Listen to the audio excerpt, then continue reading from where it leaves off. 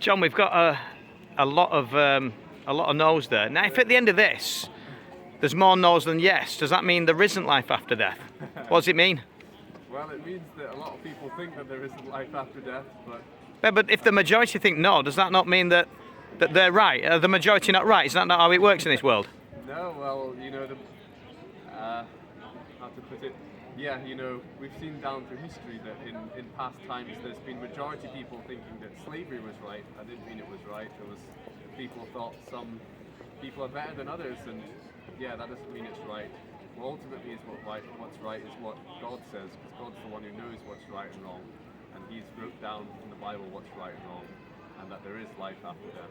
And people can make mistakes, whereas God can't make mistakes. And when God says there's life after death, then we know it definitely there is. Well, did God say, like, you know, the majority would be right? What did God say? Well, God sent Jesus into the world 2,000 years ago, and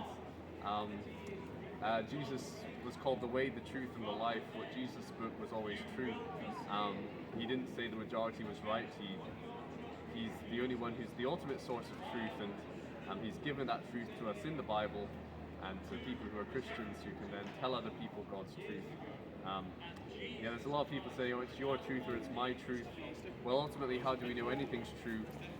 We have to appeal to a higher standard, and there is no other higher standard than God Himself. He's the ultimate person who says what is true and what is false.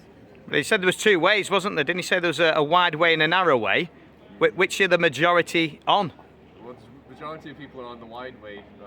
People want to do what they want. They want to live their own lives, and they think they'll be happy that way. But the truth is, actually, it will just lead to death, destruction. Maybe you can feel happy for a little bit, but ultimately, someone put it, life without Jesus is like a donut. There's a hole in the middle of your heart. People try and fill it with relationships, money, power, fame, and at the end of the day, it's all empty. Jim Carrey, a famous comedian, said, I wish everyone could get everything they ever wanted, and they'd find out that that won't make them happy.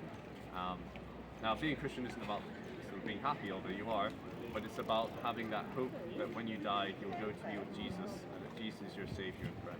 Brilliant, thank you, John. So, is there a lot of people on the narrow way, or not many on the narrow way? There's not many on the narrow way, no. So even if, at the end of this, there's less people who think yes, that doesn't mean anything, does it? No, it ultimately matters what God says, what is true.